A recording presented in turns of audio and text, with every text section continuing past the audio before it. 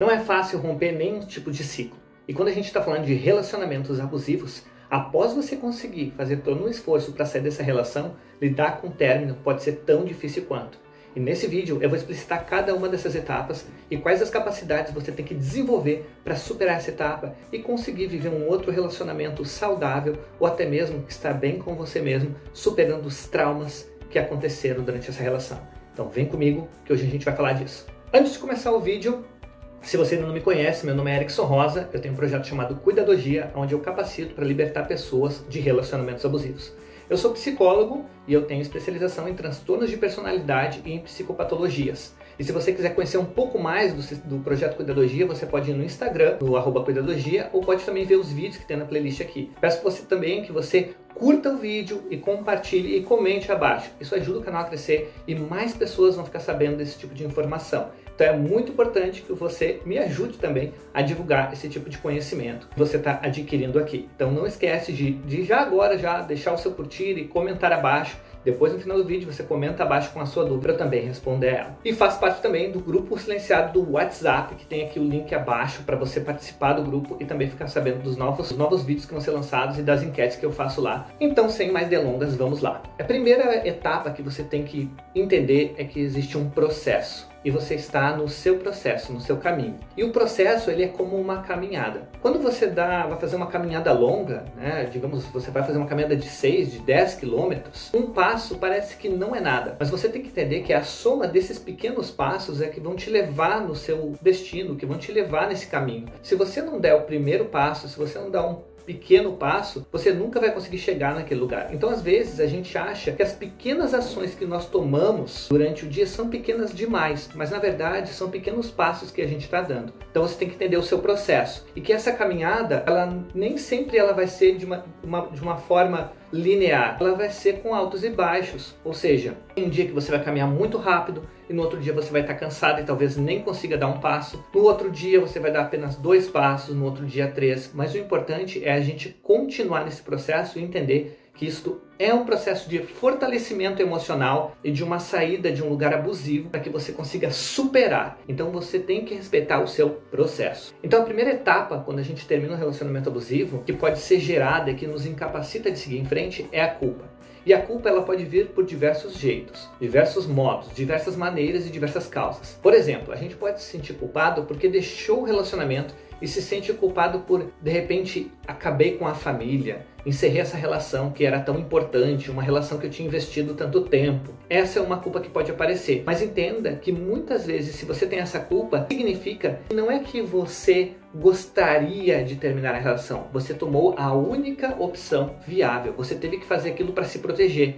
Então, muitas vezes, a gente toma atitudes que a gente não gostaria de tomar. E isso pode diminuir um pouco a sua culpa. Mas tem que entender que a culpa faz você ficar presa numa relação e num sentimento de autopunição. Outra coisa que a gente pode sentir culpa também é pelo fato de pensar em tudo que a relação poderia ter sido e ela não foi. Por exemplo, a gente pensa que essa relação começou muito bem e de repente ela foi piorando e que coisas diferentes a gente poderia fazer para que a relação não tivesse tomado aquele rumo. E é muito fácil olhar em perspectiva, passada, porque aquilo já aconteceu, mas é muito difícil no momento da relação você tomar as decisões que você tomaria agora sabendo do que aconteceu, entende? A terceira forma também de gerar culpa é quando a gente pensa em quanto tempo a gente ficou naquela relação. Em quanto tempo ficamos lá e perdemos tempo, eu deveria ter saído antes, eu deveria ter feito outras coisas. Eu me culpo a mim mesmo por aquilo que aconteceu, sabe? Por deixar aquilo acontecer comigo. Mas você tem que entender que quando nós estamos numa relação abusiva, é como se a gente estivesse dentro de um furacão. E no meio deste furacão, não venta. A gente não consegue perceber muito bem o que está acontecendo. E quando você olha em perspectiva passada, você consegue perceber o que aconteceu. Mas tudo isso da culpa tem a ver com uma capacidade muito importante, que é a nossa autoestima. Numa relação abusiva, de maneira geral, nós vamos estar com a nossa autoestima muito abalada. Seja porque a pessoa fica nos xingando e desvalidando todas as nossas capacidades, fica falando o quanto a gente erra, o quanto o seu jeito é errado, o quanto a forma de você fazer as coisas é errado. diminui você, faz você achar também que ninguém mais vai te querer além daquela pessoa.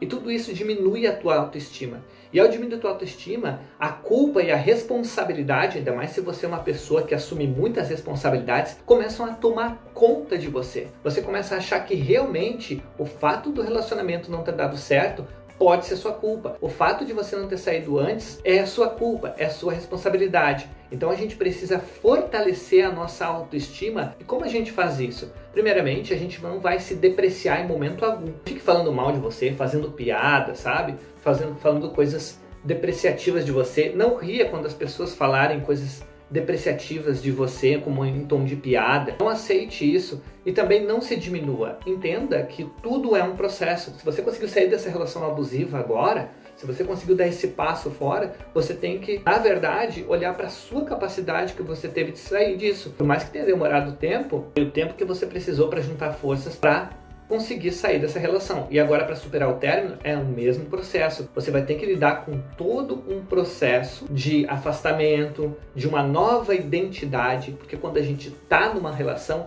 a gente tem um papel. E sair de um relacionamento faz com que esse papel morra. E a gente vai passar por um luto deste papel. Por exemplo, eu sou o marido, eu me separei, nesta relação eu tenho esse papel. Então, como é agora eu viver sozinho? Como é eu viver nessa expectativa, nessa perspectiva que eu estou só, que eu não estou com outra pessoa? Como que eu vou lidar com os meus desejos? Muitas pessoas se questionam o que eu desejo agora nesse momento. Então é muito importante que nessa etapa você entenda seu processo e reforce a sua autoestima. A segunda dificuldade após o término é o medo. O medo ele pode se instaurar de diversas formas na nossa vida.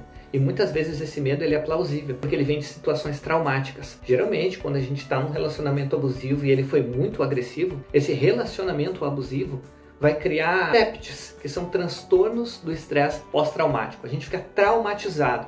Então pensa, se eu entrar numa relação, será que vai ser assim? Será que todo mundo é assim? Eu acho que é melhor eu ficar sozinho. E mesmo que o seu desejo seja ter um outro relacionamento, o teu impulso de se defender é evitar esse tipo de situação. E é um medo até plausível.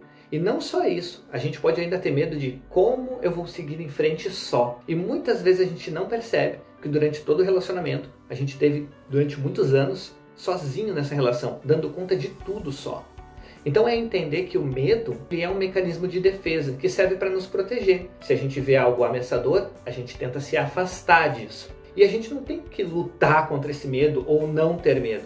Temos que aceitar esse medo e entender de que coisas nós temos esse medo. Muito importante nesses momentos a gente procurar, inclusive, profissionais capacitados onde a gente possa falar das coisas que nos apavoram, dos traumas que nós vivenciamos. Pois ao falar desses traumas, a gente dá uma vazão para eles e conseguimos lidar melhor com as coisas que aconteceram. Se a gente evita ficar falando sobre os nossos traumas ou até ficar pensando neles, eles ficam como uma bola de neve, crescendo dentro da gente, sabe? Aquilo vai tomando conta, uma proporção que a gente se sente sufocado. Então esse medo que está crescendo, como a gente combate esse medo? A gente não necessariamente combate ele, mas utiliza a coragem. Coragem é agir com o coração. E essa coragem e confiança estabelecida dentro de nós tem a ver também com a nossa autoestima. A partir do momento que a gente desenvolve uma autoestima de voltar a confiar nas nossas capacidades, a gente vai desenvolver essa coragem.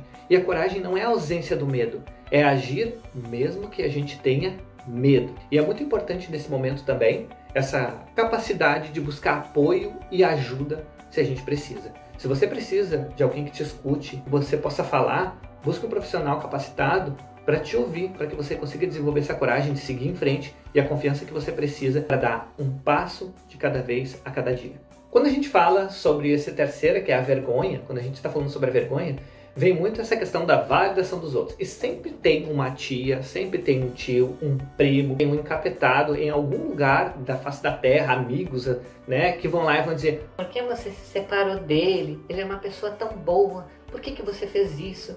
Por que você não ficou com ele? Ai, será que não dava para apostar? Não tem como voltar? Sabe? Às vezes dá vontade de dizer pra pessoa: se você tá com pena, por que você não leva pra casa? Por que você não vai viver com essa pessoa então pra saber como é que é, né? Primeira coisa que você tem que entender: quando a gente tá lidando com a vergonha, a gente tem uma questão de validação no outro, dos outros, as pessoas, né? Como as pessoas nos validam os nossos comportamentos. E tudo bem, talvez a gente sempre tenha um pouco isso porque a gente nasce sobre o olhar do outro. Os nossos pais vão validando os nossos comportamentos, tem um sistema todo de mídias sociais que validam os nossos comportamentos através de curtidas, né? De pessoas que comentam, validam o que a gente fala e a gente vai tendo esse reforço positivo. E tá tudo bem quanto a isso. O problema é quando a gente abre mão do nosso próprio bem-estar e das nossas próprias convicções para receber validação de quem nem acompanha a nossa vida. Então olha só que é importante. Se essas pessoas nesse momento estão criticando você, não querem saber sobre o seu sofrimento, não estão nem interessadas, é bom até que essas pessoas se afastem, porque realmente quem se importa com você vai querer ouvir tua versão. Se você quer, naquele momento do relacionamento, sair, não importa muito o seu motivo, é o seu desejo que importa. E você não precisa ficar dando explicação para fulano, para beltano, para primo, para irmão, para tio, para mãe, para pai, sobre o seu motivo de tudo que está acontecendo. Você até pode dar se você quiser, mas você não é obrigado. Relacionamento não é prisão. Você pode sair dele quando você quiser. E isso é muito importante que você entenda. Então, a vergonha, ela entra como uma prisão. Mas você pode sair sim a partir dessa validação dos outros, dessa validação social, a partir do momento que você desenvolve a sua confiança e resiliência para lidar com esse tipo de pessoa também. Mas é muito importante que você busque ajuda e apoio, não somente em profissionais, como também em familiares que te dão apoio e ajuda a criar essa rede de fortalecimento para lidar com o término de uma relação abusiva, que pode ser muito traumático e incapacitante na nossa vida. E você? Você já viveu um término de relação traumática? Está vivendo isso? Comenta abaixo, porque quando você fala da sua história, as pessoas se identificam e elas percebem que elas não estão sozinhas. Então é muito importante você comentar. E se você gostou desse vídeo, deixe o seu curtir, compartilhe com uma pessoa que você acha que vai fazer diferença ela ouvir essas palavras, que vai fazer diferença para ela, tudo isso que eu estou falando aqui para você. E se você ainda não segue o canal, segue o canal aqui e lá no Instagram e participe do grupo silenciado do WhatsApp. O link está aqui na descrição. Eu vejo você no próximo vídeo. Seguimos!